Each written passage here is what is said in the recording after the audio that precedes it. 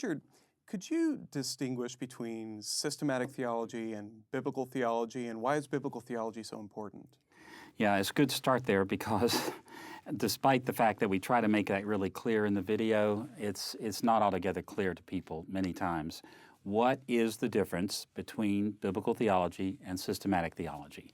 Well, we have another series called Building Systematic Theology, okay? And we try very hard in there to distinguish traditional systematic theology from what people would call systematics today. And the distinction basically is this, that there's been a long history of the church putting the theology of the Bible into a system, into an organized presentation. And through history, that presentation has been, that organization has been shaped largely by the cultures that the church was in at various times. Early on in the Neoplatonic world of the Mediterranean Sea area, and then later on in the world of Aristotelianism, and then later on in the modern world of Enlightenment rationalism. And so it took a particular shape. And there was a structure and an order that has become very traditional so that people follow that order whenever they do traditional systematic theology. Now, more recently, however, this thing called biblical theology that we're talking about in this series has also taken shape. It's become something that is more or less the same when people do it. That's the key here. Now, because there hasn't been such a long history of biblical theology, there is more diversity in the use of that term, but it's taken basic shape, and the basic shape is this. In systematic theology, you can think of it as a triangle or a pyramid of concepts moving from the biggest ones down to the smaller ones. And of course, the big one is God, and then that's followed by other teachings of the Bible that are a little less categorical or a little less comprehensive. You can move down a little further, a little further, a little further. And so the idea is to get sort of a timeless organization of what the Bible teaches as a whole. That's what systematics does. Biblical theology, as it's evolved over the last several centuries especially, has been influenced by historicism, which is looking at everything in terms of its, well, to use the modern term, its evolution, its growth. And so when you apply that to the Bible, biblical theology is the attempt to understand the teachings of the Bible as they developed over time. In other words, the Bible wasn't written at one moment or even one century. It was written over centuries. And its theology developed and grew over time. So rather than looking at the Bible and asking what are the permanent truths that we can derive from it and stick into our pyramid of systematic theology, biblical theologians tend to ask how have the various themes of the Bible grown through various periods of time. Okay. And that really is the difference. Now, its importance is something a little bit different. You could argue, as many do, that it's important because biblical theology is closer to the Bible itself. Now, I don't believe that, okay, and we'll talk about that a little bit more as we go. But many people actually do think biblical theology is closer to the Bible itself than systematic theology. But another reason why it's important is because everybody's doing it now. See, that's the key. I mean, if you go to this denomination, they're doing what they call biblical theology. You go to that denomination, they're doing what they call biblical theology. If you go to a university and you go to a religion class and it's a Bible class, they're doing what they call biblical theology. And the result is that as various teachers and writers have been talking to each other, there's this sort of growing consensus of what would look to a traditional theologian as a new way of looking at the Bible, biblical theology, and it's cutting across denominational lines because systematic theology is different as you go from one denomination to another, from one group to another. It's very different. They have different conclusions they draw. But biblical theologians tend to use the same categories. They tend to come to very similar conclusions. They tend to have the same kinds of priorities, and so it's creating a new form of unity in theology among Christians of many different stripes and brands. And that is probably the reason why it's most important these days.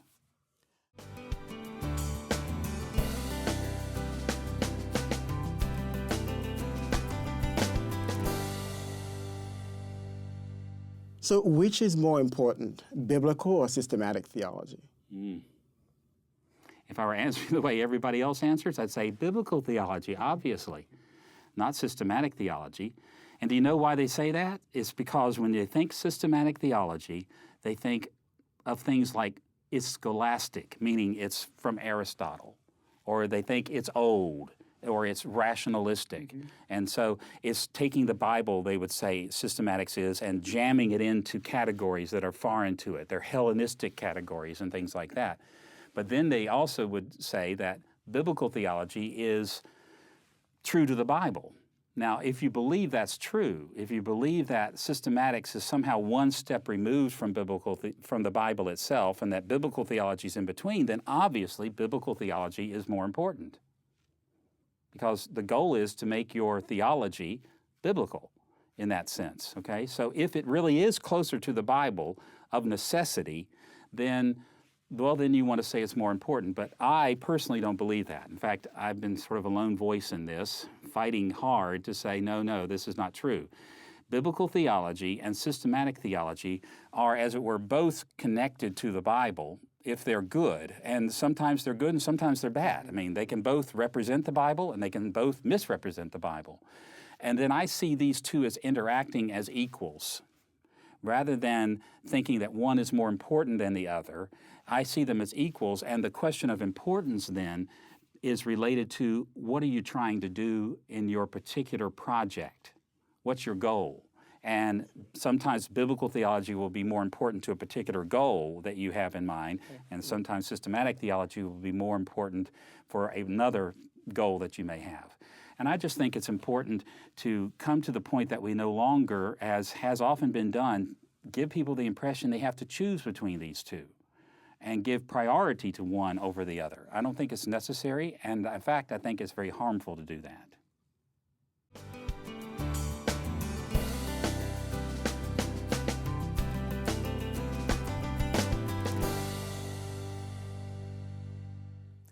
So, Richard, does systematic theology inform biblical theology, or does biblical theology inform systematic theology? Yeah. Well, my answer is yes, as you would probably anticipate. The idea is that BT, biblical theology, and ST, systematic theology, form what we often call webs of multiple reciprocities, right? Because they constantly feed back on each other, constantly. Now, biblical theologians, if you talk to one, if they really specialize in this, they usually don't want to admit that they're influenced by systematics. They want to think that all they're doing is just getting what they're getting straight from the Bible, and they're just telling you what the Bible says, but they're not. They're not coming as blank slates. They're coming with all kinds of predispositions and presuppositions about what the Bible says, and either formally or informally, they get that from historic Christian theology, which is basically systematic theology. I mean, they may get their basic orientations from a creed, they may get it from a confession, or they may just get it from things they learned as children in church.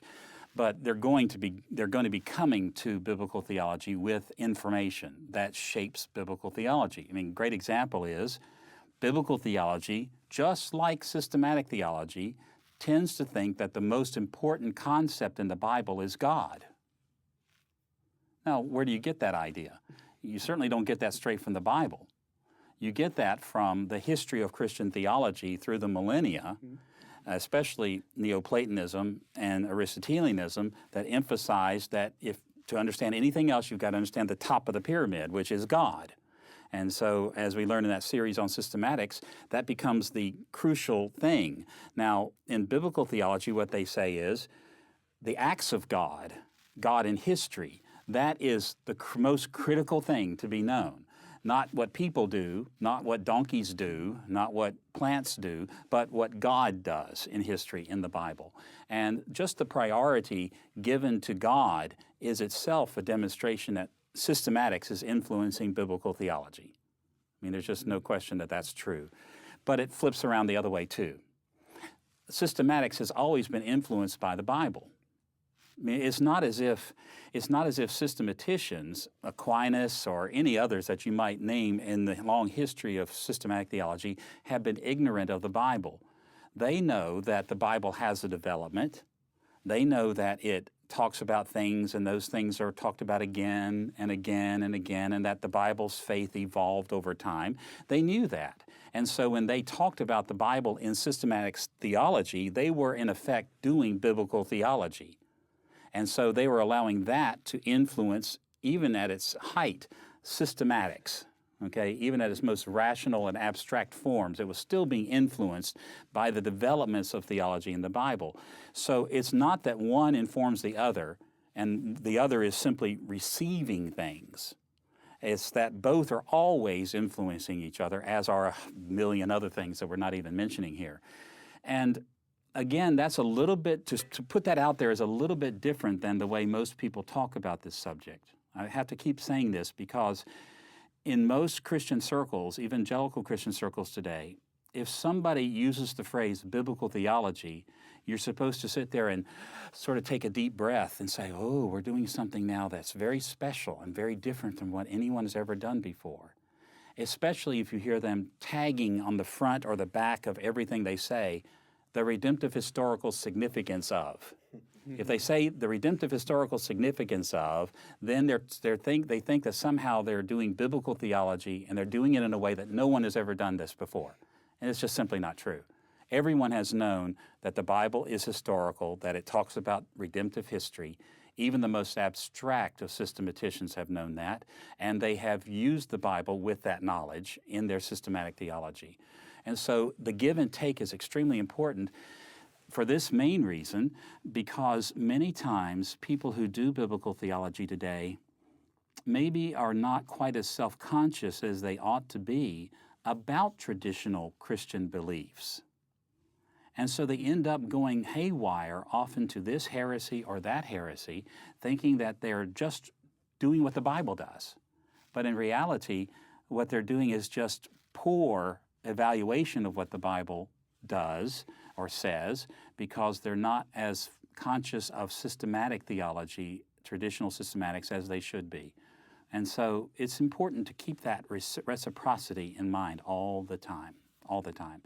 John, have you ever known anybody who claims to do biblical theology who's really sort of straight off into crazy ideas or even heretical ideas? Absolutely. Yeah, because they think, that's what every cult does, isn't it? Absolutely. You're right. That is true. Cults do not usually throw away their Bibles. They are really very careful, and sometimes biblical theologians, without the restraint and without the guidance of thousands of years of theology that we call systematics. And that's the problem with most so-called Christian cults. And I think that that's the way it is for us today as well, even among sophisticated intellectual types. We've just got to be very careful to know that BT and ST work together all the time.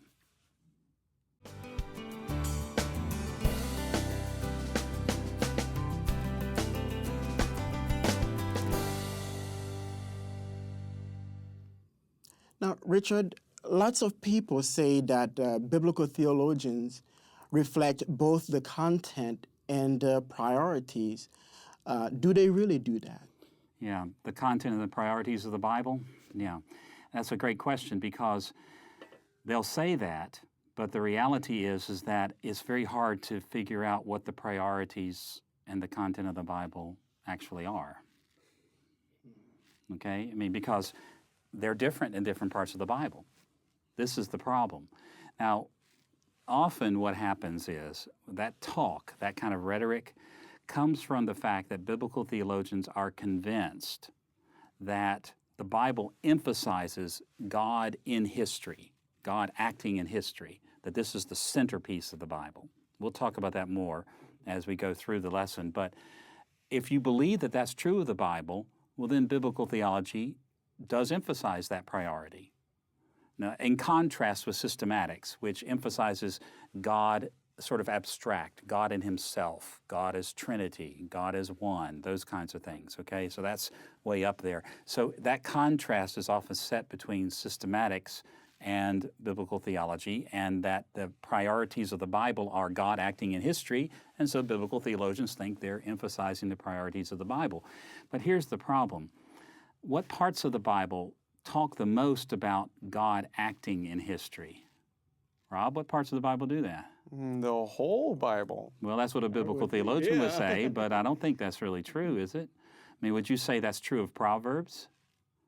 Not necessarily. No, Proverbs is sort of abstract, talking about, things of life, ordinary things of life. There are 6 things, yea, 7 that have 4 legs. I mean, there's no act of God in that, right?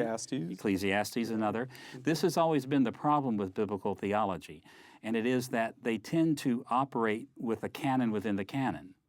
Wisdom literature, like Job, like Proverbs, like Ecclesiastes, really don't talk that much about the great and mighty acts of God in history. And if you're a biblical theologian and you're trying to reflect the priorities of the Bible, and you've decided the priority is God acting in history, well then what do you do with a book like Proverbs? Basically you ignore it. And if you were to look at most biblical theologies, modern biblical theologies, you'll find they do very little with books like Job and Proverbs and Ecclesiastes. So wisdom literature really is not a high priority for them, but see, it is a priority for Job. Job is a priority for Job, okay? Proverbs is a priority for Proverbs, and Ecclesiastes is a priority for Ecclesiastes. And the problem is that different parts of the Bible have different priorities. The priorities of Samuel and Kings are different than the priorities of the book of Chronicles, even though they're covering the same history. The problem of the priorities of the 4 Gospels are very different from each other, even though they're covering the same historical period of Christ's life on earth. And so it all depends on what you mean by priorities of Scripture. When you get that high up in the abstraction, you sometimes lose sight of the specific things that are priorities in different parts of the Bible. And that's where it becomes a problem to say that biblical theologians really are stressing both the content and the priorities of the Bible. Which priorities? I mean, there's a book in the Bible that doesn't even mention God. Which one? Esther. Esther, that's right. Okay, so how important then can the acts of God in history be to the book of Esther? Well, there's probably something else that's more of a priority to the writer of Esther than what biblical theologians normally think in terms of. So it becomes a critical issue then when you think you're always stressing what the Bible stresses. You remember that opening triangle in our lessons that we talk about how you can look at the Bible from different angles? One of them being literary analysis, the second one being thematic analysis, and the third one being historical analysis. Well, systematics is basically looking at the Bible thematically, according to the themes that arise in the church and answering the questions that the church gets. Biblical theology looks at it historically, emphasizing the evolution and growth of theology in the Bible historically.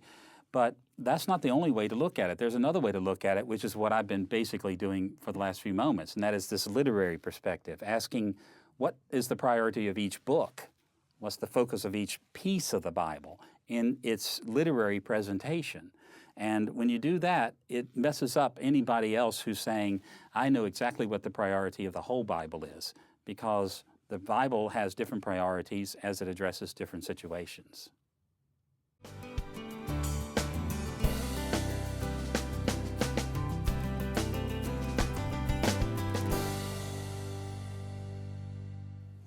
Richard, it seems that biblical theologians focus more on the extraordinary acts of God rather than the ordinary. Why is that? They do.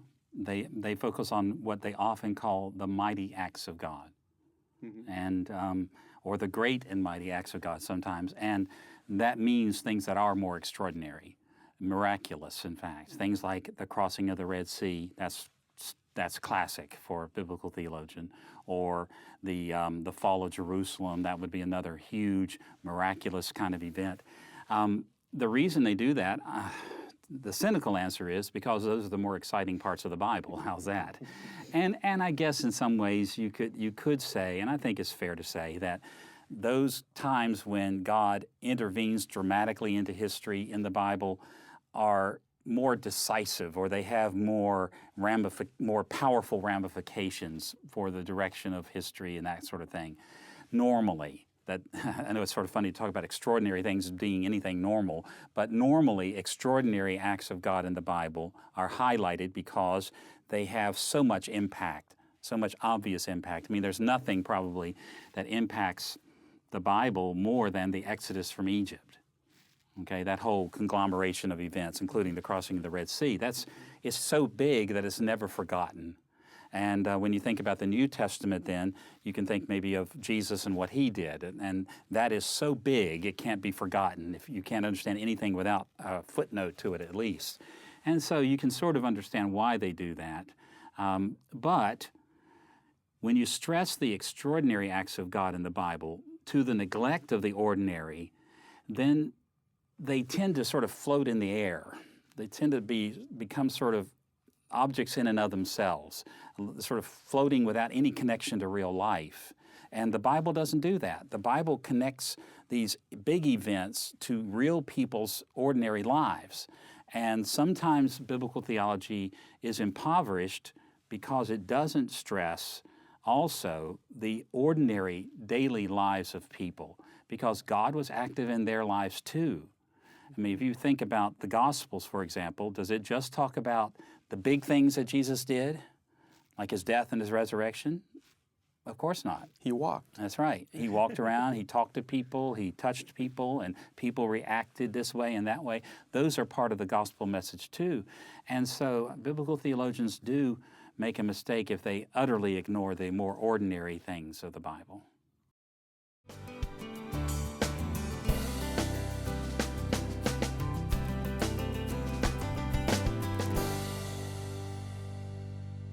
Can you give an example of how we might focus on an ordinary event? Yeah. Let's take one. Let's just take this. Maybe we'll take two. One from the New Testament, one from the Old Testament. Take Jesus and the feeding of the 5,000. Think of that for just a moment.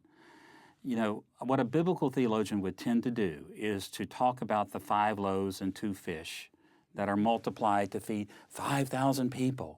Okay, so a great and mighty act of God occurred.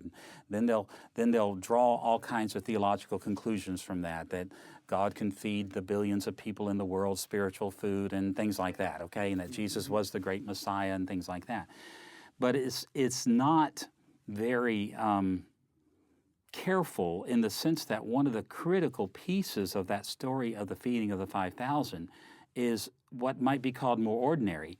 That when Jesus looked at them and saw that they had been following him around and listening to his teaching, and there are 5,000 of them, and there are no McDonald's, there are no fast food places out there.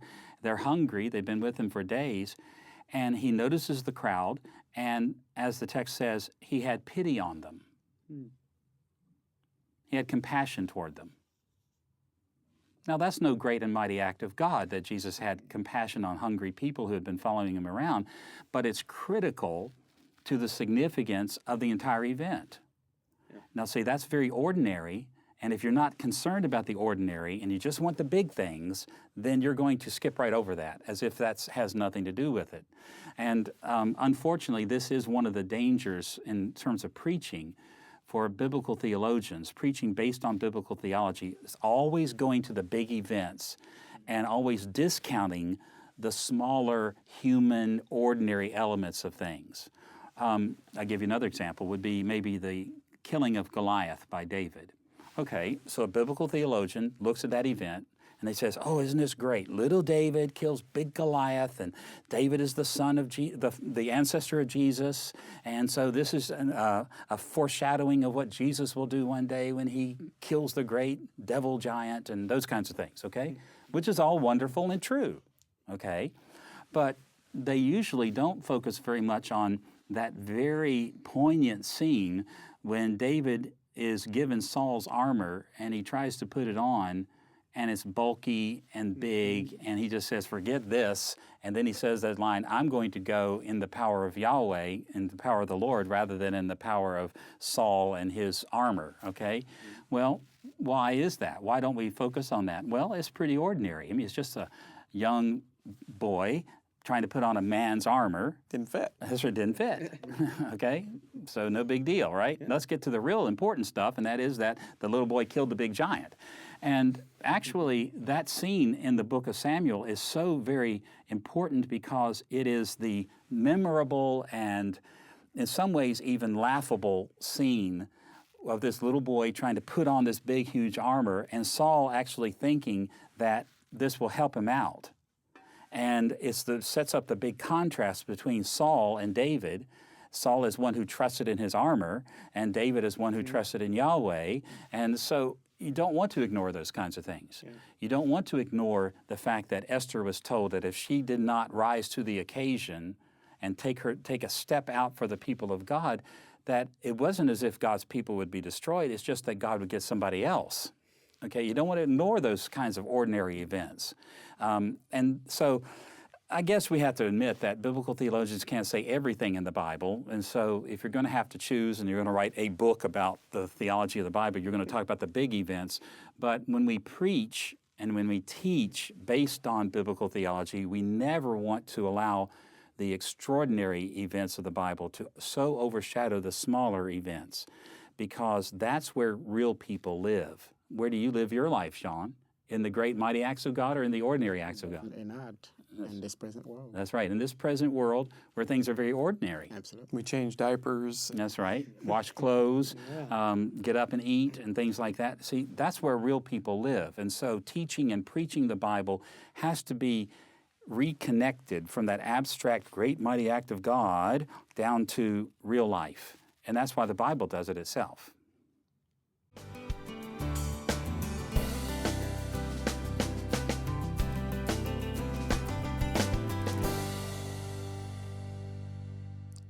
Richard, in the lesson, you said Christians have always reformulated theology in response to culture. Isn't truth consistent? And isn't it the same all the time? Yeah. And everywhere? Yeah, that's a great question, because we usually talk that way, don't we? Evangelicals always talk about God's unchanging word in a changing world. I mean, how many books have been written with that kind of byline in it? The unchanging truth in a changing world. And we do want to say that's true. There are senses in which truth is truth, no matter who you are, where you are, what time of day it is, or what universe you're even in, for that matter. I guess we'd have to say when God speaks, when God reveals himself, he does so out of his own character, and his character doesn't change. And so there is real truth to saying that truth is always truth. Okay, now having said that, that's not the same as saying that good theology is always the same. Because I think that the basis of having a theology to begin with is not to teach the truth of the Bible, emphasis on the truth of the Bible. It's to teach the truth of the Bible effectively. In other words, it's to communicate the truth of the Bible. Remember that when Jesus gave the Great Commission, he didn't say, "Go ye therefore and read the Bible to people." He said, "Go therefore and teach all nations." And there's a big difference there, because as you go from nation to nation or culture to culture or time to time, you have to teach the same body of truth, say that's the Bible, in different ways. And this is why Paul says in 1 Corinthians, of course, that I became all things to all people, so that by all means I might save some. Because as he went from one group to another, he had to stress different things, he had to emphasize different things, and because we can't always emphasize everything all the time, we're always prioritizing, always setting up what we're going to focus on. We have to learn how to do that in relation to the people we're trying to reach with the gospel. And so, given that kind of motivation for theology, that the Great Commission is the reason we do theology, whether it's biblical theology or not, we're always responsible to formulate in a way that will communicate. Otherwise, we're just doing it for ourselves. I mean, being a theologian is a spiritual gift. Much like the Apostle Paul told the Corinthians that if you're speaking in tongues and no one's there to interpret it, go home and speak in tongues. Edify yourself at home. And in some respects, the same thing's true for theology. If you're speaking about theology in ways that don't edify, in other words, people can't understand, go home and do it. Because theology is designed to communicate what the Bible teaches effectively. And to do that, we always have to be reformulating theology.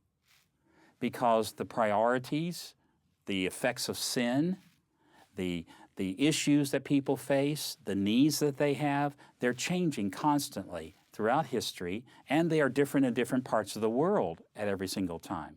So it's not to say that there's no truth that we're aiming toward, there's no absolute that we're striving to understand, but theology is always short of that. Theology is always a process of application. And so when you're living in the world of the Neoplatonist, you present Christianity in Neoplatonist terms.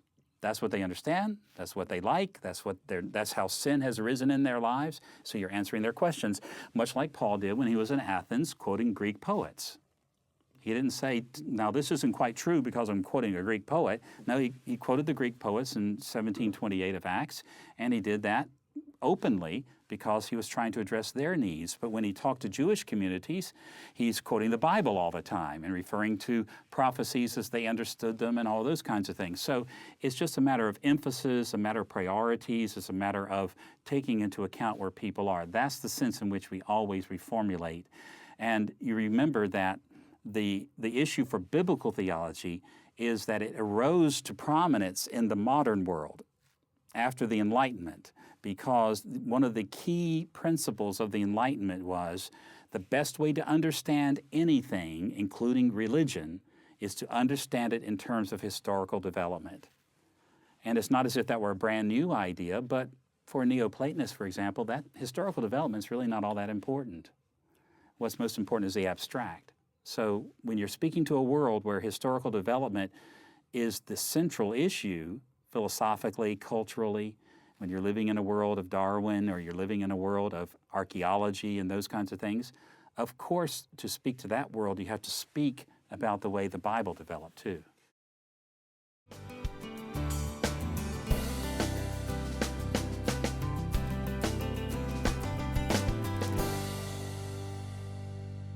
Now, Richard, aren't there dangers in doing this, though? I'm thinking of the obvious syncretism that has taken place with the Roman Catholic Church moving into Latin America. Oh, talk about that. Yeah, well, that's not the only example. Syncretism is the danger. If you're going to adjust your theology to meet the needs of the cultures and the people at various times and places, you're always going to run into the problem of syncretism, of mixing Christianity with things that are not Christian. But let me just start off by saying we always do that. We just cannot avoid it because we all bring ourselves to the process of theology, and because none of us is perfect yet, the only person that didn't syncretize his religion with others was Jesus, I suppose. And maybe we'd have to say Bible writers when they were under the inspiration of the Holy Spirit. But when we talk about ourselves and the church's theology, we all know that syncretism is always the great danger. But my favorite quote from Ralph Waldo Emerson is, "A man sits as many risks as he runs," which means that if you sit down, you're risking just as much as getting up and running. It's just that you feel safer. Well, when you try not to address the issues of the day, you may feel like you're safer, but you're really not. You're actually quite syncretistic. And so it's better to acknowledge it and to go ahead and do it as best you can. Now in Haiti, where you're from, syncretism is obvious, right? Very much obvious, especially within the Catholic Church.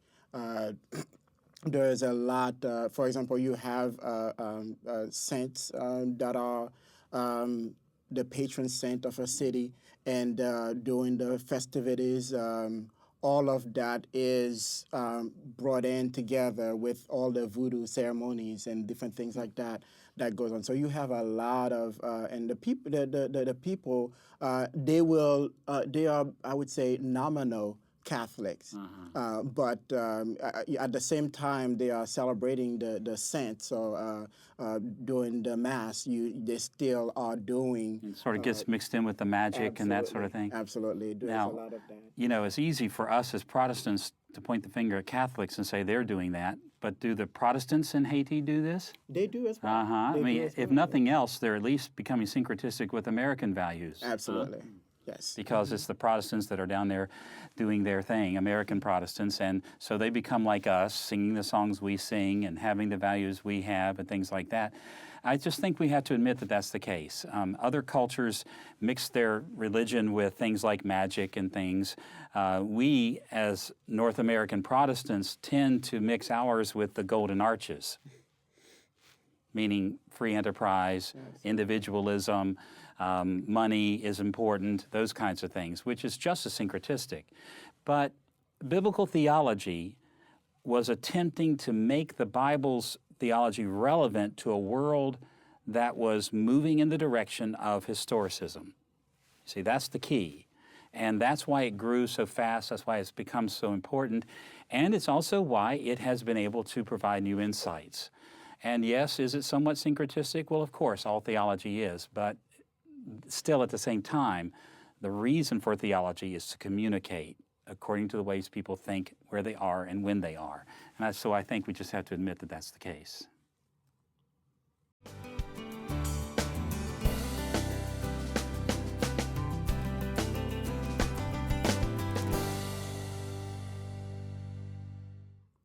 Now, Richard, can you give us the difference between critical biblical theology and evangelical biblical theology? Yeah, that's a very critical issue on this lesson, isn't it? Because I really do try to trace out the differences between these. And let me just start off by saying that we're taking two things as if they're utterly different and utterly separate that are really on a continuum here. There's more evangelical biblical theology and more critical biblical theology, so it's not as if these are utterly distinct things. But for the sake of discussion, the basic difference is belief about the inspiration and authority of Scripture. There are people who do what they call biblical theology who do not believe in the authority of Scripture, or sola scriptura, as we are prone to say in our circles. And then there are others that do biblical theology, this historical approach to theology in the Bible, who do believe in the authority of Scripture. And that makes a big, big difference because, well, in a number of different ways, but the main way is this, is that people who believe in the authority of Scripture believe that it tells the truth about history, so that when the Bible says things like Jesus was born of a virgin, we believe it's really true. When the Bible says things like Jesus resurrected from the dead, we believe that's actually true. And so when we talk about acts of God as evangelicals and want to focus our theology on these great and mighty acts of God in the Bible, we're talking about real space and time. Critical biblical theologians came under the heavy influence of archaeology and scientific research during the Enlightenment period and after, to the point that they no longer believed that the Bible told the truth about most things, in fact. I mean, I think if you were to talk to most critical theologians today, they would say that the Bible, well, has the authority to tell the truth that the telephone book has. In fact, they would probably argue that the telephone book probably says more truth than the Bible does, okay? Because they question all of its historical claims and only believe those things that can be validated by archaeology and science and those sorts of things. And so they have a process that is dependent on history, but they don't believe that the history of the Bible is true, what we would call true or real history, space and time history. And this leads them then to a quandary, and I'm sort of summarizing hundreds of years of thought on this, but it leads to a quandary. If you don't believe that the Bible tells you the truth about history, then how are you going to base Christian theology on the Bible anymore? How are you going to do this? That's right. And so, an evangelical will quickly say, well, you can't, so throw away your Bible. But they're not going to throw away their Bibles. For one thing, their jobs depend on continuing to use the Bible, and they still have churches that people go to, and they have, as they would call them, simple-minded lay people who still believe these things, and they don't want to destroy all of that. And so what started developing in critical circles was a concept of Heilsgeschichte, or redemptive history. Now, by this, they didn't mean, as we often do when we say redemptive history, things that happened in real space and time that had redemptive significance. What they meant was a way of talking about your faith a way of talking about your religion that was history-like.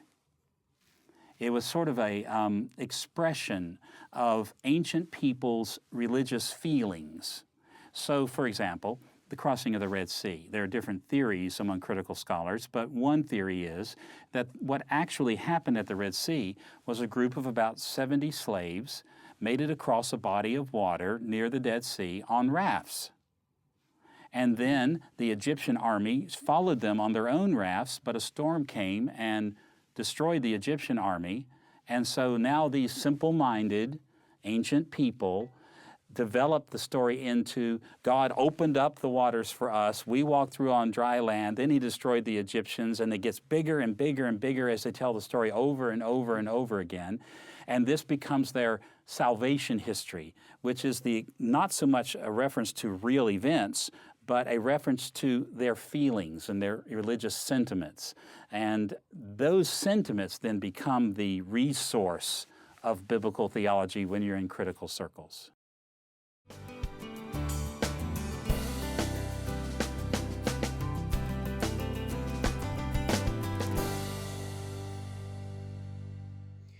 So, Richard, what good is the Heilgeschichte? Heilsgeschichte. What good is that then, if it's not real history? Well, that's a really good question, and that's the question that I've asked many of them before. I think, in a word, basically this is it. Most critical scholars have reduced religion down to a sort of common human experience that gives us psychological support, gives us moral support, gives us a place to lean on in life when you have doubts and fears and troubles. And for some of them, even gives them hope that there is such a thing as a God and an afterlife and things like that. And so this is to put the best spin on it possible. These critical scholars are wanting to connect to that religious consciousness of ancient Israel. They're wanting to learn their joys and their pleasures and their exhilarations. They're wanting to learn how to express these feelings, and I do mean feelings of God in their own lives today by using the various myths and various stories and things like that ancient people used. Because they're Westerners, they tend to use that biblical tradition rather than, let's say, some other tradition like Hinduism or something like that, and they would put it that way. They're trying to connect the inter-psychic connection between themselves and the ancient people of Israel and the early Christian church. And it really does get down to that. These people, therefore, in their liturgies in church, will talk about the resurrection of Jesus, and they'll talk about his death, and they'll talk about his miracle birth and all these miracles that Jesus performed, or even Old Testament miracles, as if they actually happened. They won't stand up in church and say, now, we know that didn't happen. They'll talk about them as if they happened, but in their studies, they know it didn't happen. And so they're giving people the ability to connect on that inner psychic level. And that's why Heilsgeschichte became the object of concern in critical biblical theology.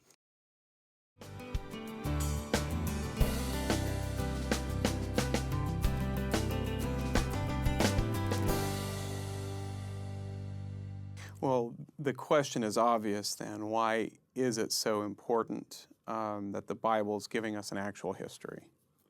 It's important for evangelicals and for me personally because if these things did not actually happen, then we are without hope in the world. If the Bible is just another record of the way ancient people used to feel about God, and now we know better, then we are in deep trouble. Because you can feel all kinds of things. I feel all kinds of things all the time. I have these inner psychic experiences with people all the time, okay? I share the miseries and the joys and the hopes of humanity all the time in my life, but we are resting our faith, like the Bible does, on real historical facts. When Moses sang the song at the Red Sea, he was not making it up. He was not taking what actually happened, 70 people on a raft, and making up that God had opened the waters. He actually saw it with his own eyes. When the gospel writers talk about the life of Jesus, they're talking about things that they, as John puts it, I touched with my hands. You know, we have touched, we have heard, we've seen. We know this is real. And reality is something that, in my opinion, the Bible bases faith commitment on historical realities and not on made-up events or traditions of events that reflect the human religious consciousness.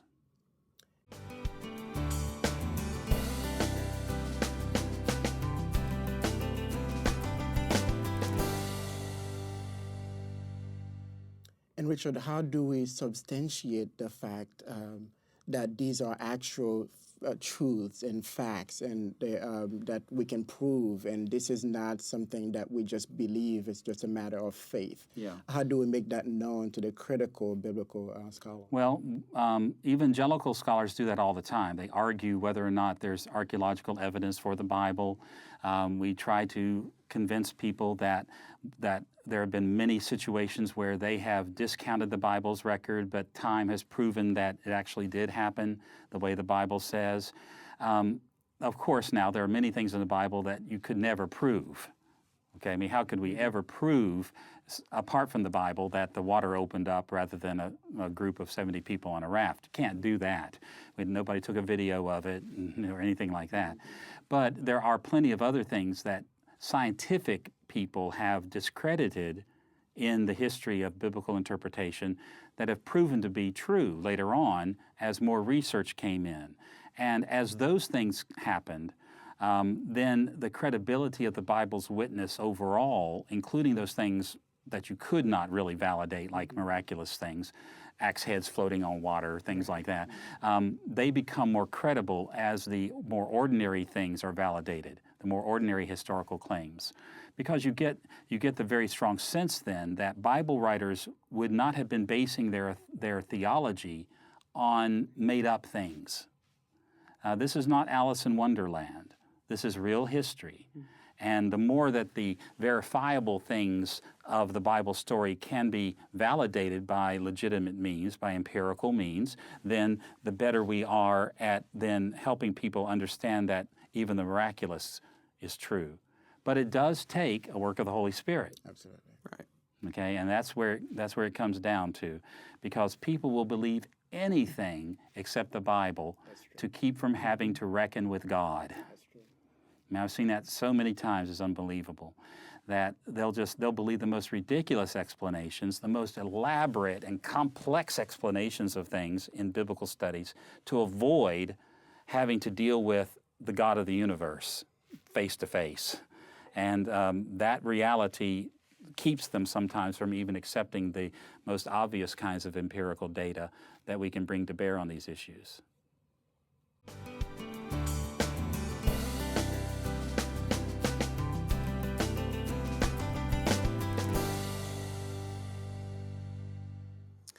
Richard, can you talk a little bit more about the distinction between Hodge and Warfield? I don't know that I caught everything that was going on there. Yeah. It's a hard one. Let's see if we can back up just a little bit and say this. We're distinguishing between critical biblical theology and evangelical. The critical biblical theologians are the ones that don't believe that what really happened or what the Bible says happened actually happened. So they have their Heilsgeschichte over there, okay? So let's push them aside for a moment and stick here in the evangelical track. Now, there are many people who are evangelicals who have used the term biblical theology. And for convenience sake, what we do in the lesson is we zero in on probably the most prominent of those, at least in North America, and that's as it developed at Princeton Theological Seminary. Okay. And that means first Charles Hodge, that was a big step, and then the next step is B.B. Warfield, and then there's a step beyond that with Gerhardus Voss. And in some ways, this is not the heart of the matter, but it helps us understand why people thought this way and how things have moved to where we are today. I think that's all that's important about this. Hodge looked at the Bible much like a bubblegum machine, okay, with all kinds of different colors of bubblegum in it.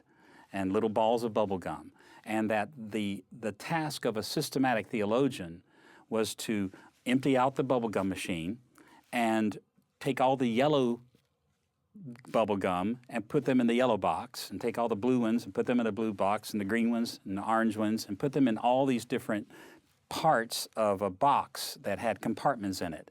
You remember that basically the movement of those bubbles moved this way, the little balls of gum moved that way on the video, but we're just thinking about a little different metaphor here. And the reason for this was he looked at the Bible basically as, to use modern terms, as a database for theology. It had dogmatic statements in it. It had propositions in it that you would either find explicitly in a passage or you could derive or infer from a passage. And if a passage talked about the doctrine of God, well, then it was a yellow one, so you put it in a yellow box. If another passage talked about the sinfulness of humanity, a blue ball, let's say, you took that out and you stuck that there. So you would categorize all these sort of relatively loose data of the Bible. The reason Hodge thought that way was because he was operating with a Kantian view of natural science, which was the popular way of doing things in his day. And that was basically that the world around us has all this raw data, and that the role of the scientist is to put it into categories in his mind, to categorize the raw data that's out there. So the Bible's the raw data of theology, and you put it in its right categories. Okay, well, fundamentally, there's probably not a whole lot wrong with that, so long as you qualify it in certain ways, as Hodge in his practice actually did, though not in theory. In his systematic theology, he actually described it as sort of bits and pieces that the theologian organizes. Now, Warfield comes along. He was the successor of Hodge in systematic theology eventually, but before he became a systematic theologian officially, he was a New Testament scholar. That's a problem, because when you start reading the Bible, the neat system that Hodge created begins to fall apart, or it becomes a little more complicated. Because Warfield, knowing the New Testament, realized that the New Testament itself had already organized the teachings of Christ and the teachings of the apostles. And in fact, the Old Testament had organized the teachings of our faith. And that this organization needed to be recognized as you go through the process of making systematic theology and then even biblical theology. It needed to be recognized that the Bible wasn't like a big bubblegum machine with all these different little colored balls in it that you just stick into the right hole. Rather, they had systems within the Bible itself. You can think of the bubblegum pieces as sort of stuck together. Water got in there and clumped them there together, and clumped some others together, and clumped some others together inside the big glass sphere. And Warfield was enough of a Bible scholar to realize that was the case, that Paul had a theology, and that John had a theology, and Matthew had a theology. In fact, Warfield actually said there are many theologies in the Bible. Now that was a radical step, that there wasn't just one theology in the system of theology in the Bible that the systematician discovered, but rather the Bible itself actually had multiple theologies in it. So yeah, Matthew had his theology, but it was different from John's. Not contradictory, but different. And Paul had his, and it was different from Peter's. And you mustn't break those systems apart to do systematic theology for Warfield, but you have to accept those systems. You have to embrace them, and then try to find the sort of mega system that embraces all of them. That was Warfield's notion of what systematic theology did. Now, for Hodge, biblical theology was just doing basic exegesis of the little balls in the bubblegum machine.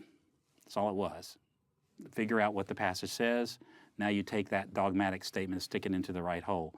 For Warfield, it was understanding all those little pieces according to their systems of Paul's theology, of John's theology, of Luke's theology, of Matthew's theology, Isaiah's theology, and understand them in terms of their own theological structures. Does that make sense? How they batch together. That's what he called biblical theology. In other words, it wasn't just doing basic exegesis, but was actually figuring out the mind of Paul, the mind of Luke, the mind of Isaiah, And when you saw how they organized their thinking, that's what he considered to be biblical theology. And then you took all those clumps and brought them into systematics. And so what that opened up was all kinds of insights into the Bible that people really, in broad terms, had not seen before. I mean, it used to be, it literally was true that people would think of the Bible as a book that was given by God and that had very little organization to it in terms of its thought, in terms of its system. And then when they thought of it having a system, they thought it was just one big system that God had ordained. But now Warfield's saying, no, there are many different systems in there, and what systematic theology has to do is take those little systems that BT, biblical theology, discovers and create this mega system out of all of them. And so that's the difference. So B.B. Warfield basically would say that there is sort of a symbiotic relationship between biblical theology. There's a sort of interaction between... Well, no, I don't think so. I think it's still very linear. He still thinks you move from the Bible to biblical theology, discovering all those various clumps of bubblegum, and then you take that, and then systematic theology has to bend the knee to that. I see. He still thinks biblical theology is closer to the Bible itself. I'm the one that believes in the symbiotic, okay? Everybody else believes it goes like this. You go Bible, biblical theology, systematics.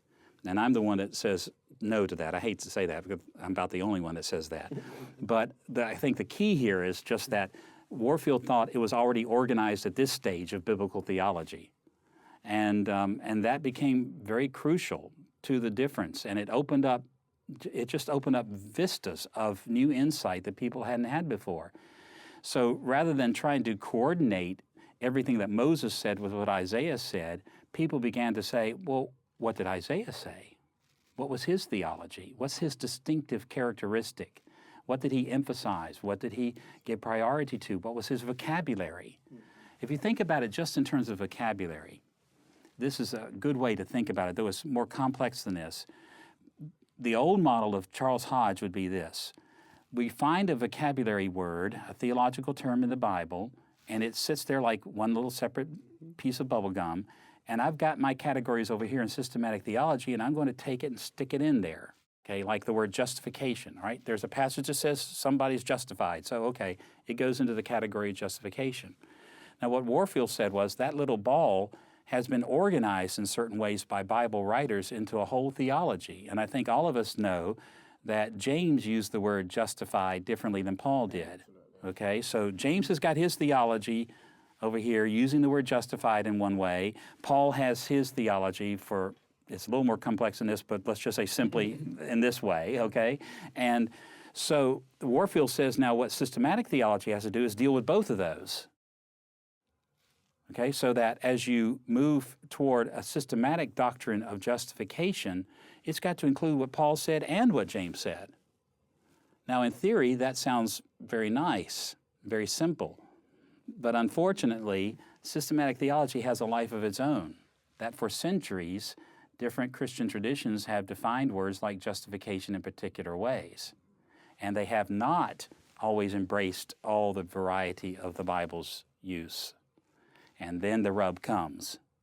And so what Warfield did was open up great vistas, and that's the basic distinction. If you think of them as loose data for Charles Hodge that gets stuck into systematic theology because of exegesis or biblical theology, or you think of them as clumps of these balls that biblical theology discovers that get then put into systematic theology. But in all cases, systematic theology has to submit to what the biblical theologian, whichever form you take, what he discovers.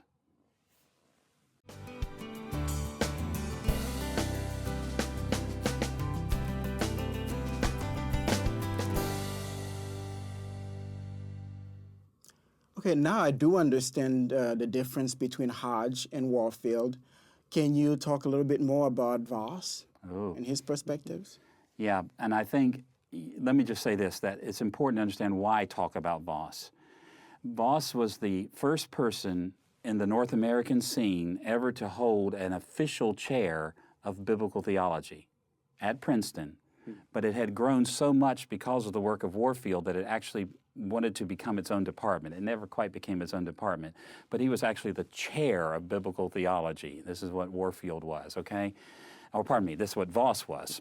And so it is important to sort of get the difference between him and Hodge and Warfield. So let's just retrace here for a moment. You go from Hodge having all these little data bits that you do biblical theology on, which is identifying what color they are by basic exegesis, then bringing them over to systematic theology. Warfield said, nope, the bubble gum is in clumps because every Bible writer has his own theology. And that's the role of the biblical theologian, is to discover the clumps. And then you bring them over into a mega systematic theology that incorporates them all, okay?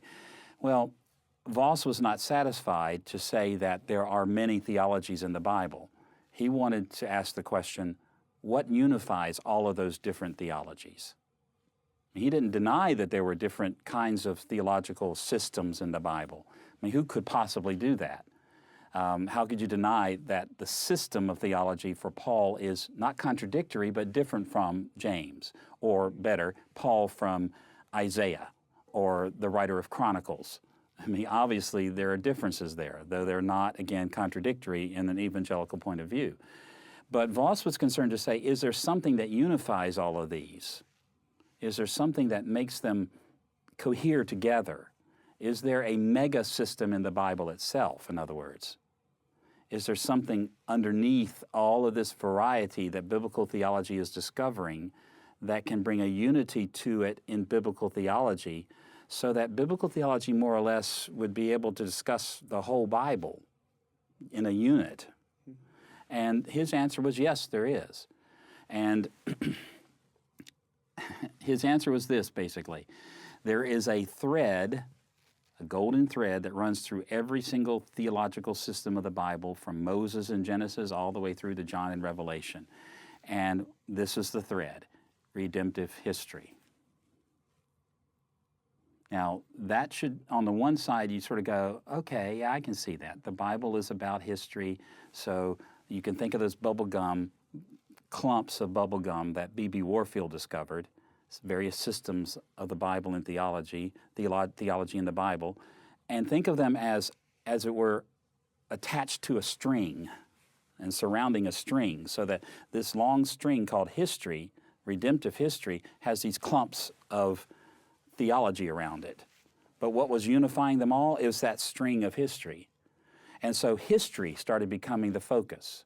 And redemptive history especially, meaning the great and mighty acts of God, became the subject matter that Moses was talking about. It became the subject matter of Isaiah. It became the subject matter of Paul. It became the subject matter of John and of Peter and of James, that they're all talking about basically the same thing, and that is this history that's running through the whole Bible. And Voss thought he had found the key in many respects to the unity of the Bible. With all of its diversity, there is a unity, and the unity is that all the Bible writers are theologizing, they're making theological reflections in different ways on this one thing, and that's the mighty acts of God in history. Well, on the surface of things, who could debate that? Because that makes good sense, doesn't it? I mean, on the surface of things. But in reality, there are some questions that need to be raised about it, and it's certainly not the only way that a person could talk about the unity of all the theologies of the Bible. I think his favorite nickname for biblical theology was historical revelation. That's right. That's right. The history of Revelation, that's right.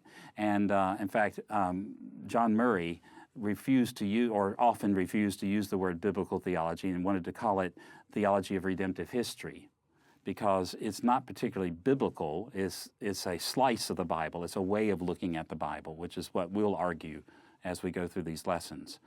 But that is the key. So when you hear people talking about the Bible from this Voss approach, they're keenly concerned with, what does this passage say about that golden thread of history?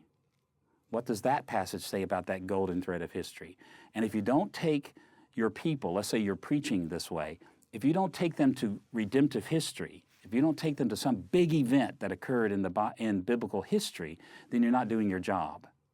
And later on, as this develops, it becomes the great event of Jesus and his death and resurrection. That becomes the focus. So every single passage in the Bible then becomes suddenly talking about Jesus and his death and resurrection, which is where we are today, where most evangelical biblical theologians are saying every single passage in the Bible is doing this kind of a thing. It's somehow talking about Jesus of Nazareth, or so-called Christocentric or Christ-centered preaching and teaching, and you're not doing your job unless you somehow have taken this passage, connected to history, that thread, and traced that history up to Jesus.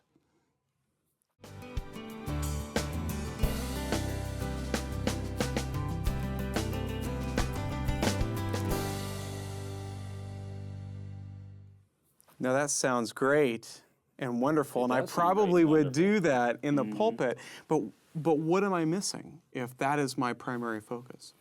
Well, you're missing so many things that it's hard to even number them all. Give me one example. Well, let me just say it this way. Sidney Gray-Donis did a study of preaching in the Reformed Church of Holland.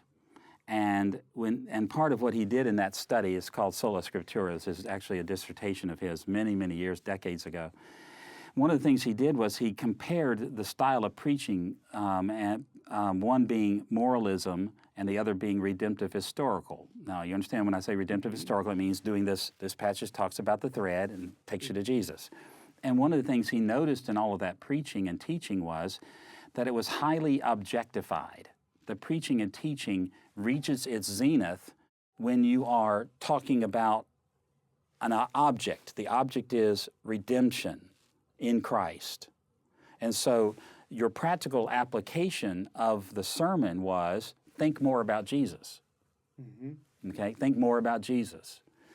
And preaching never came down to, now tomorrow when you get up in the morning, this is what you need to be thinking about and doing with your life and feeling with your life. This is your relationship to your husband or to your wife or to your children or to your boss or to your employees.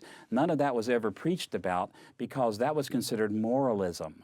And moralism was sort of the taboo word because in this view, every Bible writer is not doing moralism.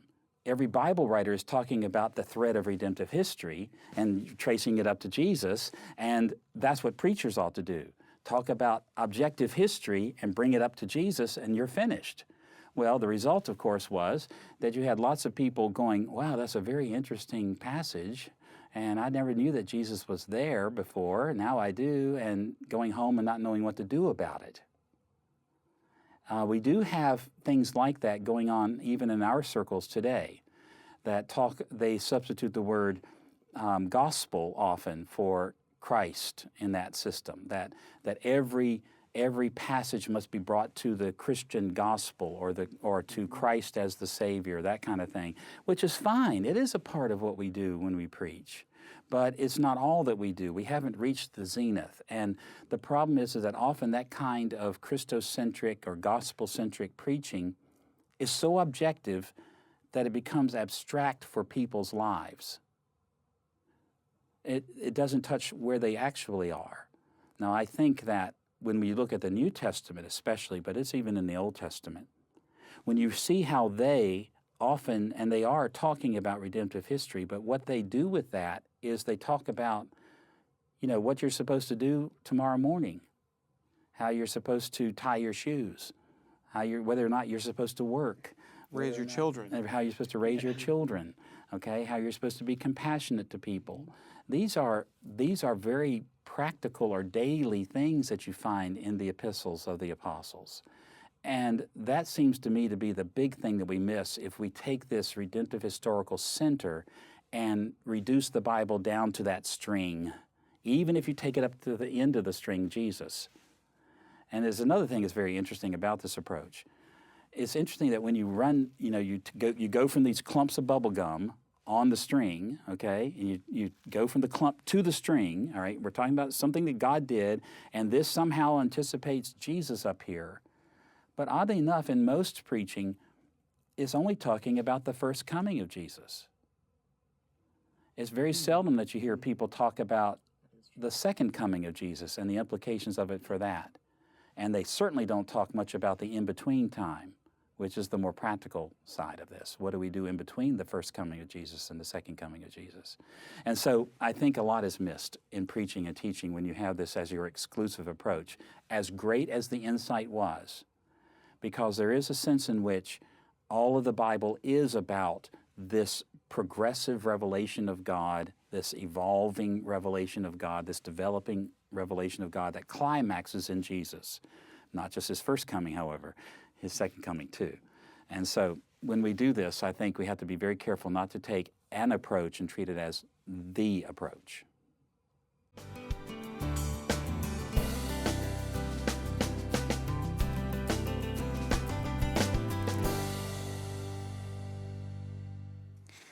Now, Richard, when evangelicals typically use the word revelation, they're talking about word revelation. And it seems that with BT, we have this change where now we're talking more about act and word revelation. Could you talk about that? Yeah, it is a change. It is a shift, at least of focus. And you can understand why. Because in systematic theology, what are you interested in? You're interested in ideas. And the ideas sometimes are pretty abstract, actually. And so revelation is God disclosing things about those ideas. And so it has to do with words and phrases and sentences and things like that that God uses to tell us what to believe about things. And so word revelation, that is God speaking about things, even in Scripture, because it's words, that becomes the centerpiece, almost to the point that we forgot that God doesn't just reveal himself in words, but God also reveals himself in actions. Now, why do you think biblical theology emphasizes the acts of God as revelation?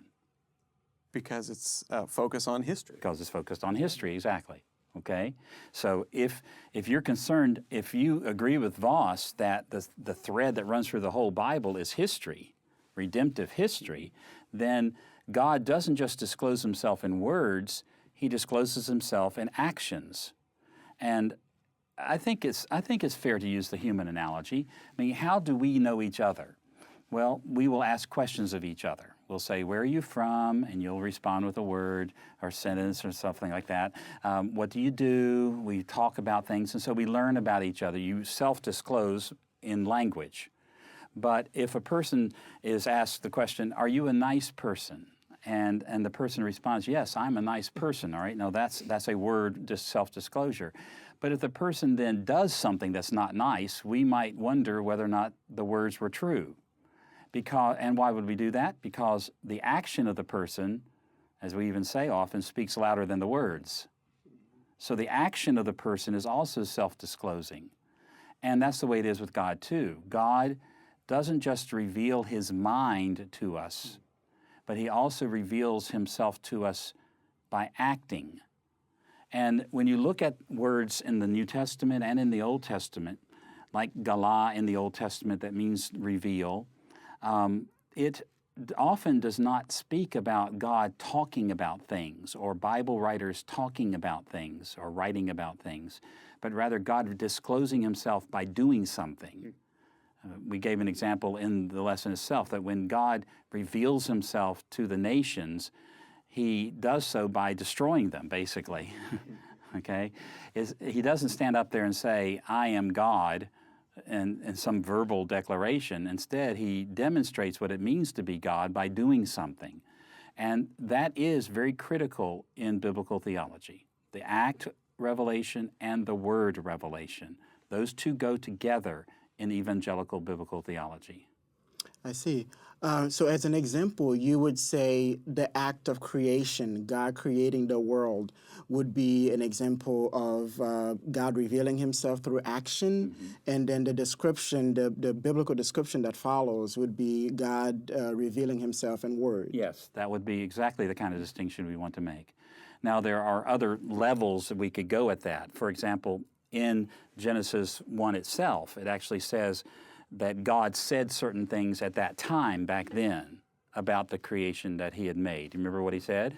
It is good. It is good. That's right. So the event of making it and then God's words about it, it's good, it's good, it's very good, that becomes very critical to a biblical theologian, both of those things. What is God doing and what is God saying? And oddly enough, sometimes even spokespeople for God, spokespersons for God, like angels or even people, these become vehicles by which God's word is revealed. And it's very interesting even when you think about Jesus as the Word of God, in John 1, that when he, as the Word of God, he is not just the one who teaches the truth verbally, but he embodies the truth. He lives the truth.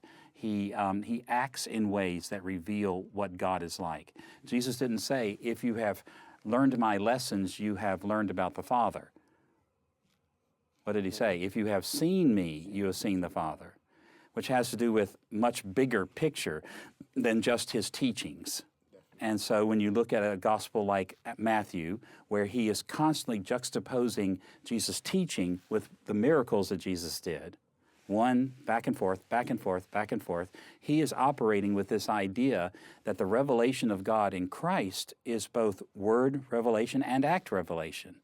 That the Sermon on the Mount would be what kind of revelation? Word revelation, that's right. But then the miracles that he performs right after the Sermon on the Mount are his act revelations. His response to John the Baptist when John the Baptist doubted. That's another example of him using actions, saying, look at what I did. That's right.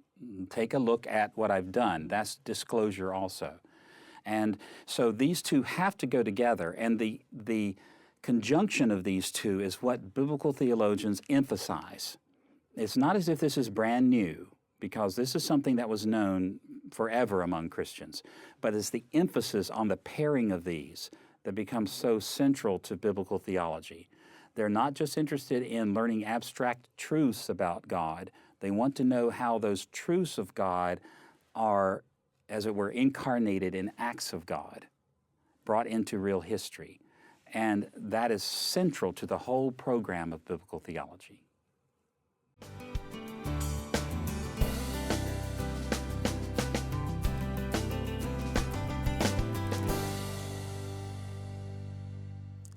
Now, Richard, in the lesson, you talked about the fact that we need word revelation because act revelation is radial and ambiguous. Can you explain that a little bit more for us? Yeah. We don't talk that way very much, and it can be problematic for people because I think most of us sort of assume that when God does certain things in Bible history, we can understand it, and then we even go further than that and think that we've understood all of its significance. And that's what those two words, ambiguous and radial, are pointing out here. That first, that we don't often understand bare facts the way that they should be understood. They're not clear as to what their significance is. They're ambiguous. And then the fact that they are radial means that their significance is so great we could never understand everything about them. So let's just talk about those two for a moment, see if we can't get it. When we say that God's acts are ambiguous, we certainly don't mean that their significance or meaningfulness is ambiguous to God. God understands them. He understands them fully, completely. But the problem is that when something happens in the world as an act of God, whether great ones or little ones, extraordinary ones or ordinary ones, we often don't know what to do with them. We don't know how to understand their significance. Robert, have you ever been in a situation where something has happened and you don't know how to take that as a sign from God as to whether you should go this way or that way? How many times do you? I mean, this is the reality, right? Exactly. We often face this situation in our personal lives when you think of an open door. Okay, so an opportunity comes up, and you don't know, all right, there's an act of God, an opportunity, a door is opening. This is a small personal example, but now is that door that's opening up a temptation, or is for you to stumble and fall, or is this door opening up an opportunity for service? You see, that's the problem. Without somebody explaining to you what that is, you're left with some ambiguity. You don't know exactly what to do with it. Okay, so here we have a situation, for example, here's one in the Bible. Abraham was living in his day, and there was a famine in the land, in the promised land. Okay, now that's all the Bible says, is that there was a famine in the land. Now this was an act of God, we know that.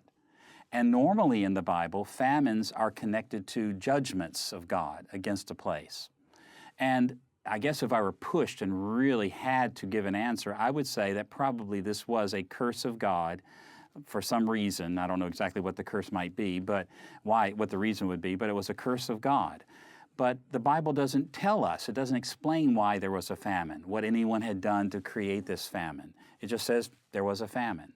And for this reason, even though we might be pushed toward thinking, well, it was because somebody did something wrong, we would be open to the possibility that it was just one of those things that happened, that God just made it happen as a famine, like He has other famines occur in the earth without blaming anybody or even trying to figure that out.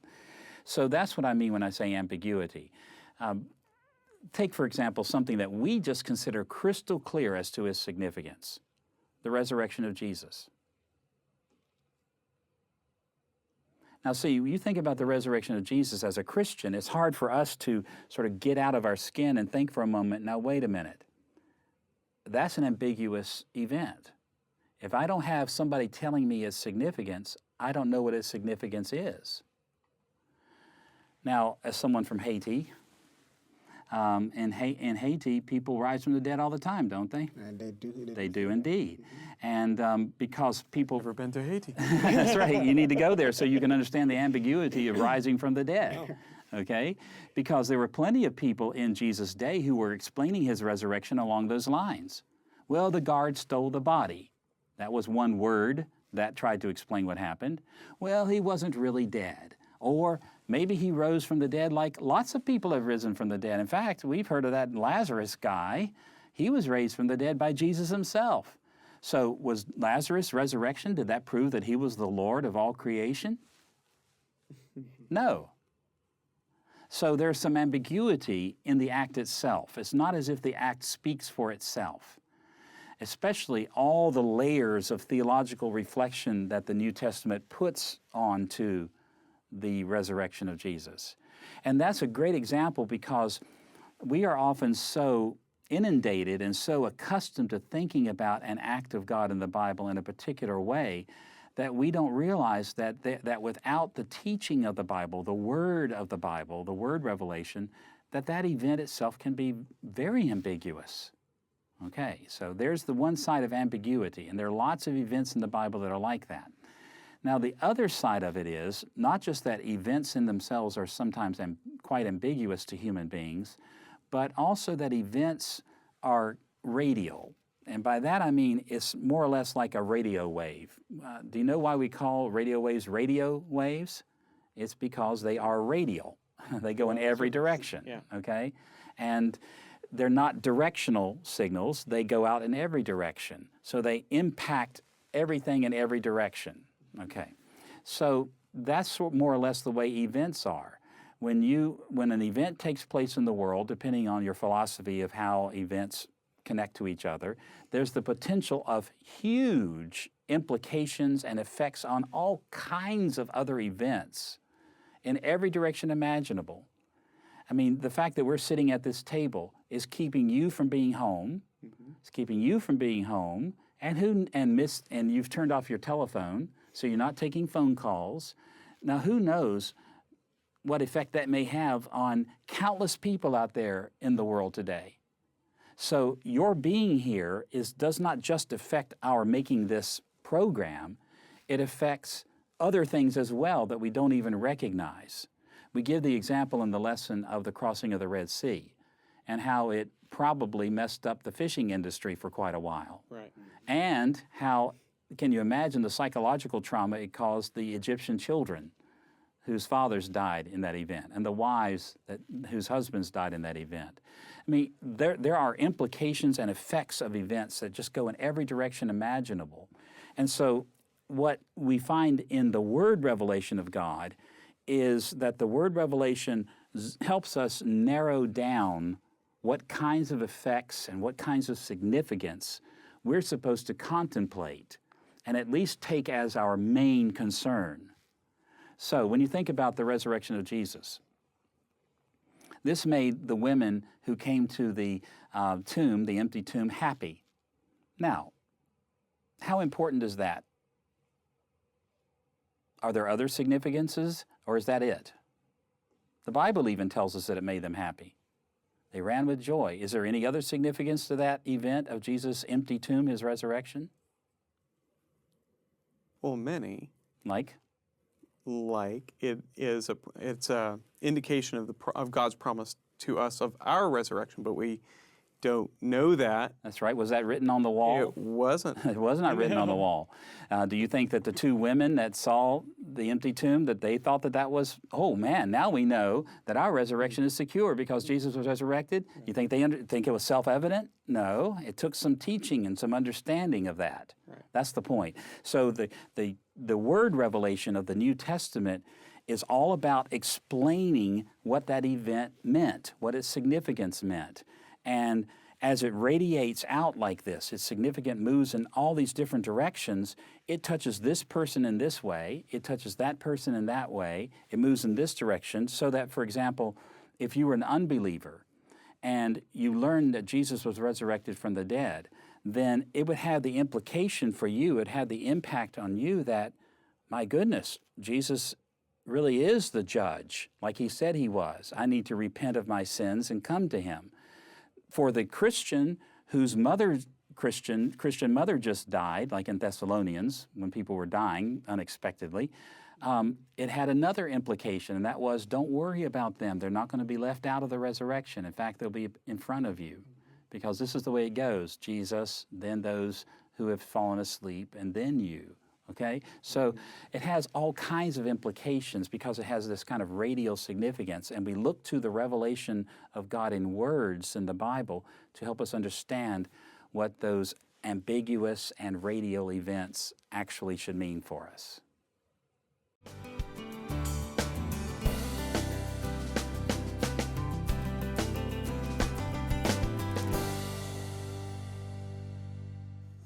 Richard, describe for me again how epical shifts correspond with the rises in biblical revelation. Yeah, that's important, because later on we're going to see that this idea of epical shifts is central to biblical theology. So let me see if we can just back up and say it this way.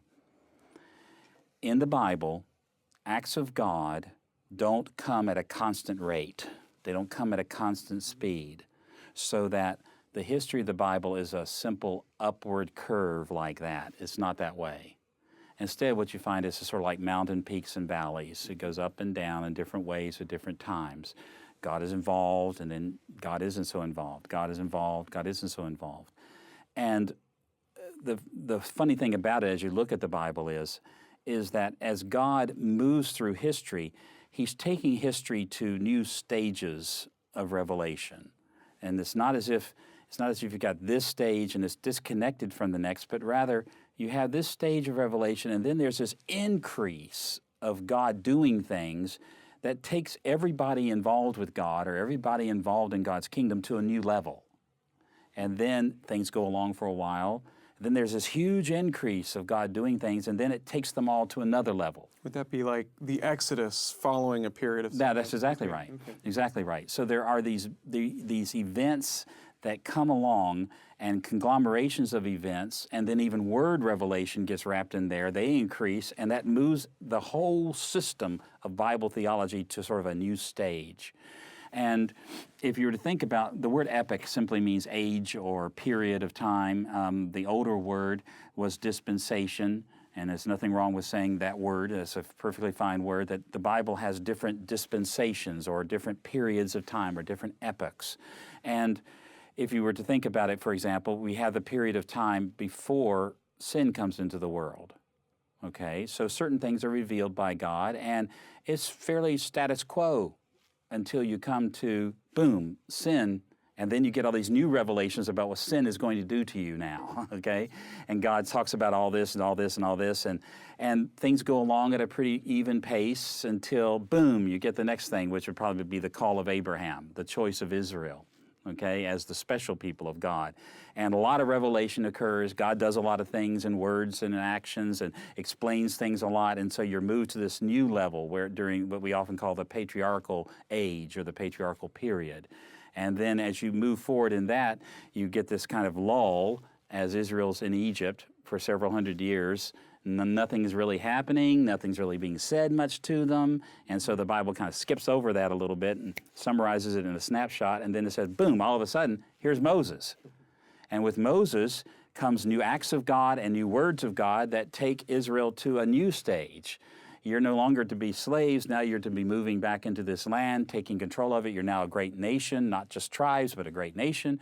And so what's happening is that the waves are going up and down here, but every time there's this major surge of act and word revelation, then you have the people of God, the kingdom of God, Bible faith, Bible theology being taken to a whole new level that it had never reached before.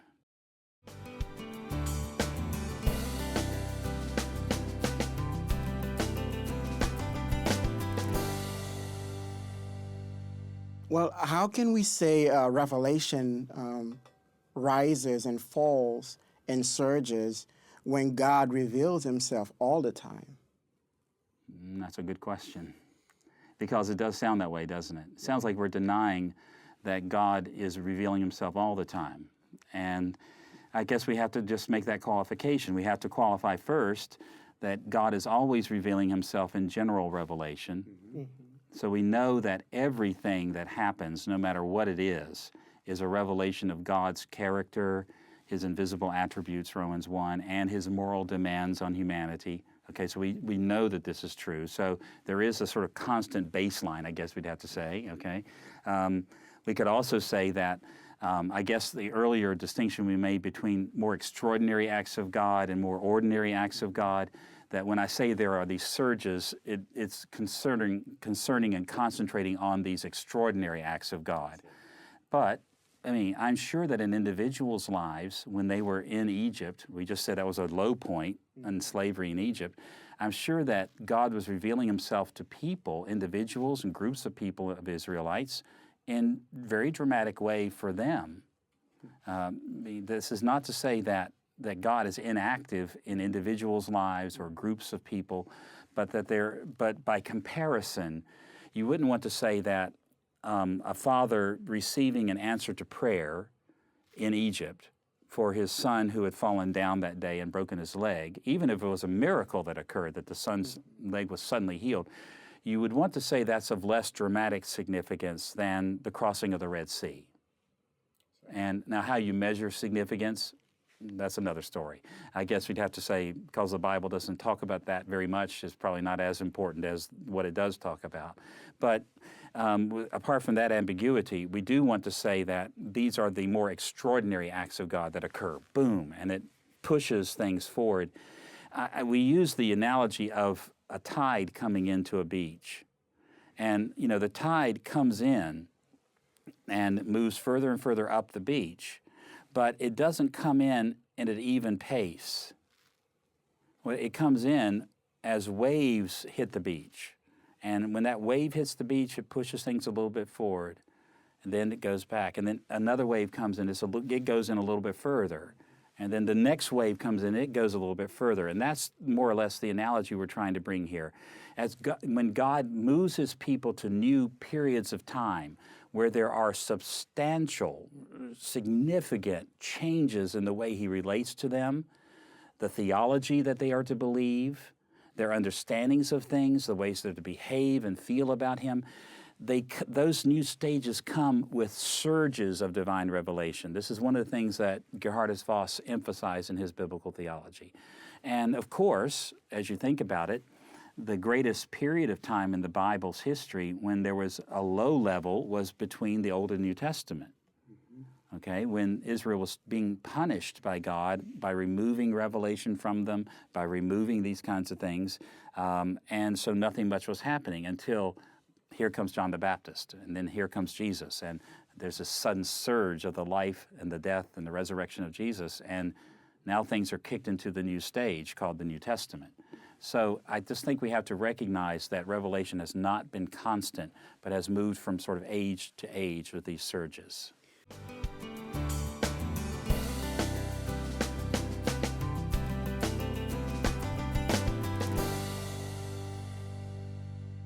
Richard, I'm thinking now how do I apply this as a pastor? And can you just talk about how to take these surges, the rises and falls of God's revelation, and apply that knowledge to the person in the pew who's suffering today? What difference does that make? Well, I think, let me say two ways. One would be sort of on a larger scale and then on the more personal level.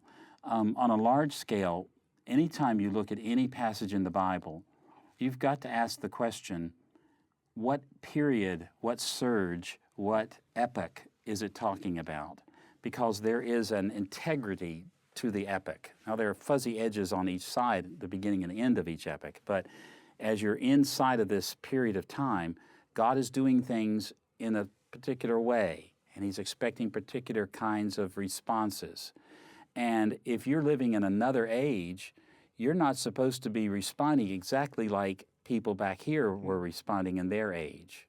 Now, you can go crazy about that and say that they're so different you can't connect them at all. That wouldn't be the case. But for example, if you were living in the days of Moses, you were supposed to worship at the tabernacle and make your sacrifices at the tabernacle.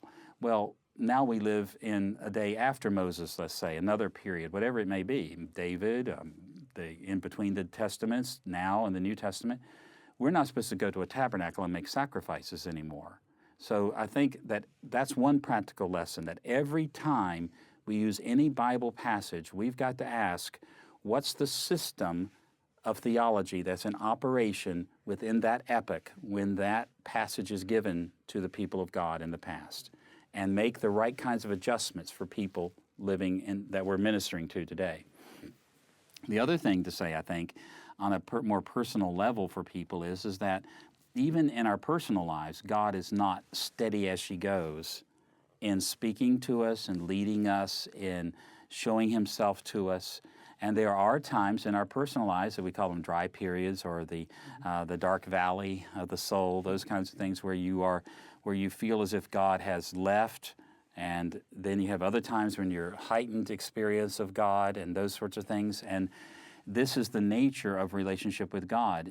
It's much like a human relationship. If you have constant and intense, steady as she goes relationship with another human being, you'll go nuts.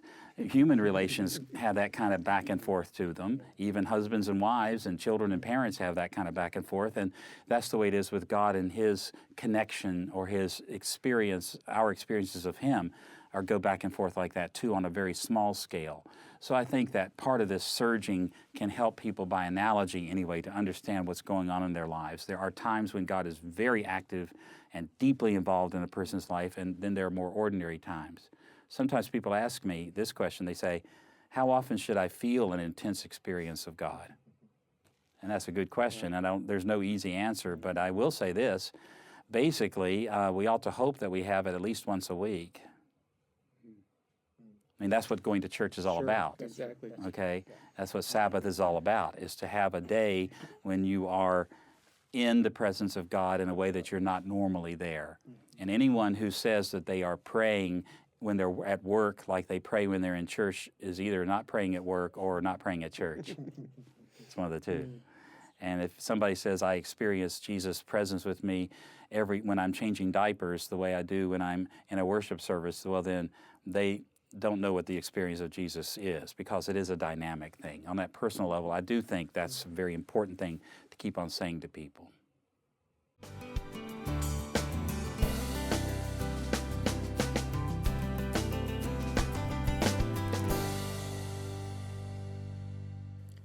Now, Richard, you spoke about the history of Revelation being organic. Can you talk about that a little bit? Yeah, it's an obscure word, isn't it? I mean, it's not one we use very much. I think the idea is basically this, that just like we normally think of everyday life, the hours of a day are just ways in which we make separations or divisions of something that really can't be utterly divided. I mean, let's face it. You know, you think about it's now 9 o'clock. Now it's going to be 10 o'clock. It's going to be 11 o'clock. Well, we know that's something of an artificial construct that we put onto something that flows the whole time. Okay, and it's that flow that we're talking about as being organic. And So the history of the Bible is that way. The theology that's revealed by the special acts of God and the words of God are also organic in the sense that they develop out of each other. They flower out of each other rather than being God does this and now he does something completely separate from that and then he does something completely separate from that. These are things that grow into each other. And that's a wonderful thing to realize about the Bible. Because if anybody reads the Bible with much seriousness at all, they realize that the faith that is taught in the early parts of the Bible is very different from the faith that's taught in the later parts of the Bible. I mean, let's face it. Anybody who comes to you and says, last night God spoke to me and told me that I'm supposed to sacrifice my child today, what would you do? Smack them. Smack them, call the police, call them crazy, whatever, right? But you realize that there was a time when God did that, okay? And in the life of Abraham, when God did that, no one was supposed to take him to the police or anything, or even stop him. To do that would have been to disobey God. So in that sense, Abraham's faith is very different from our faith today.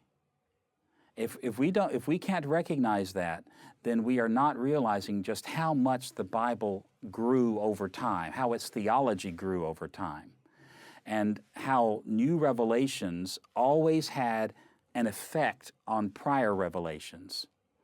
The organic character of this is also a part of this idea that new revelations are not just added on top of old revelations, but they seep down into the old ones and transform them, give them new significance, give them new meaning, like liquid being poured into liquid.